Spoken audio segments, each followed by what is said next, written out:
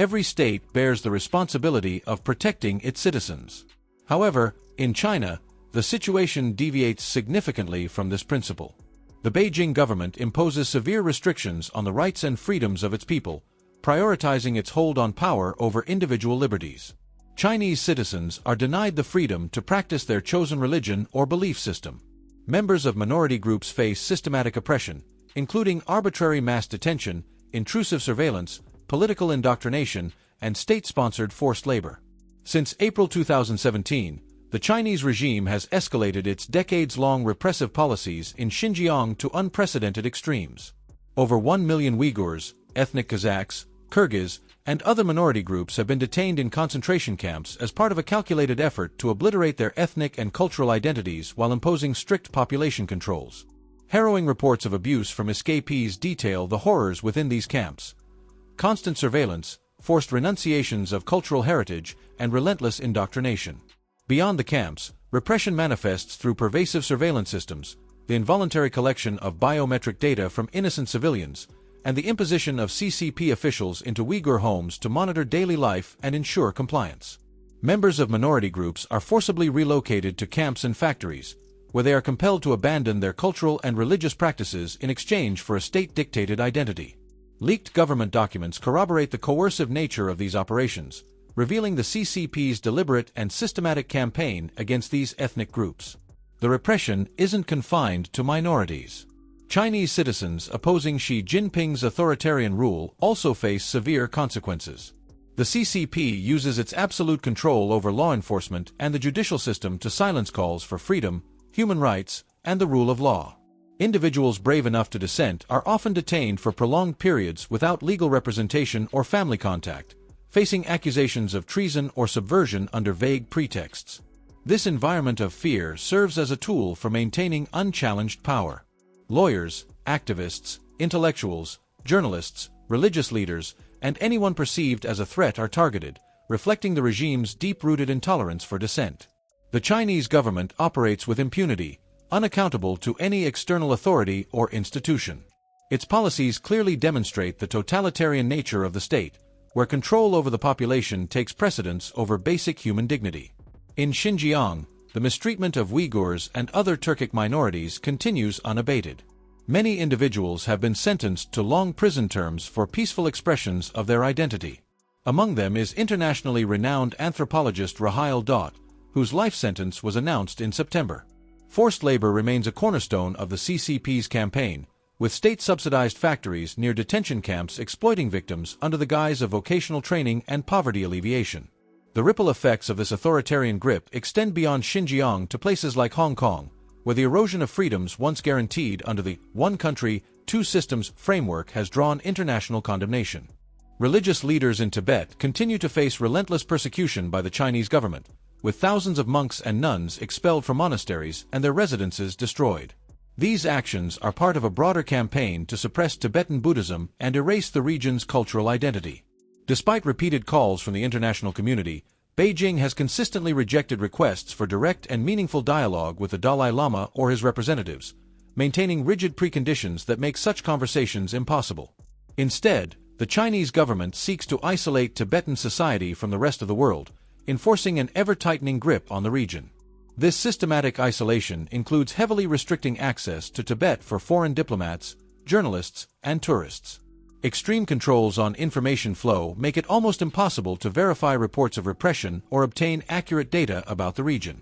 Forcible assimilation policies continue unabated, with Tibetans facing pressure to abandon their language, culture, and religious practices under the guise of national unity. The system of repression in Tibet is emblematic of Beijing's broader domestic policies.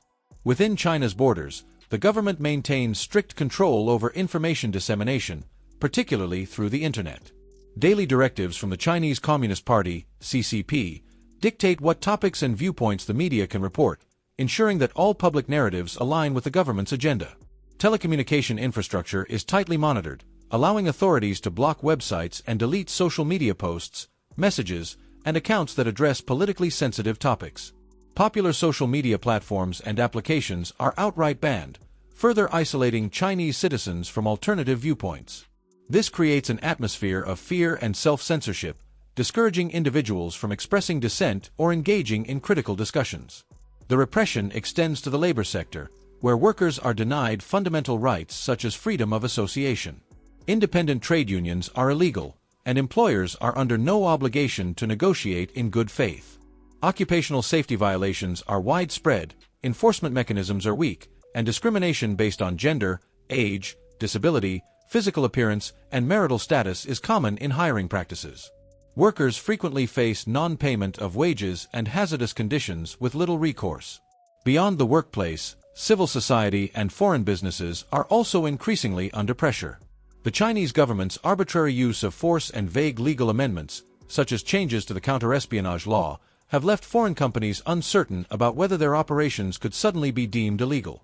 Police raids on global corporate offices, coupled with an unpredictable regulatory environment, have further eroded business confidence. A year after abruptly ending its draconian zero-COVID policy in late 2022, Beijing has yet to initiate any investigation into the government's handling of the pandemic.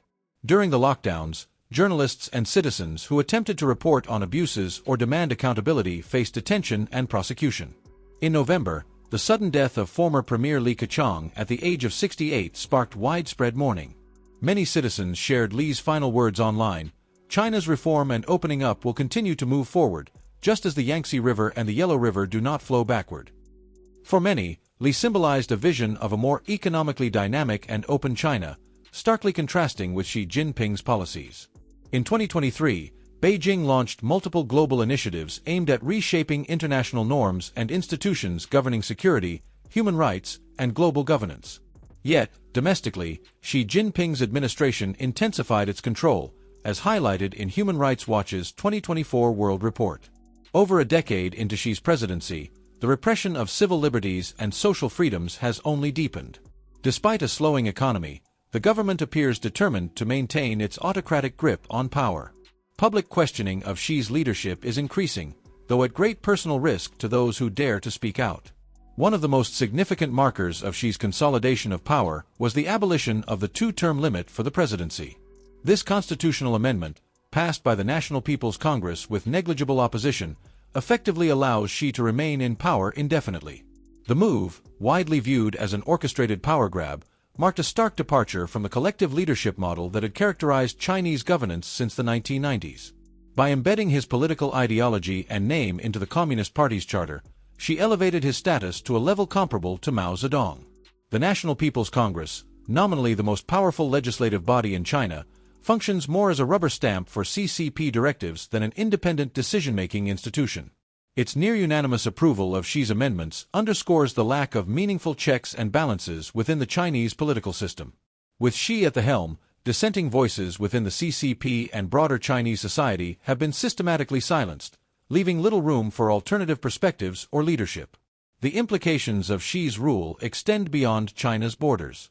The repression of ethnic minorities such as the Uyghurs, Tibetans, and Mongols continues unabated, as does the erosion of freedoms in Hong Kong.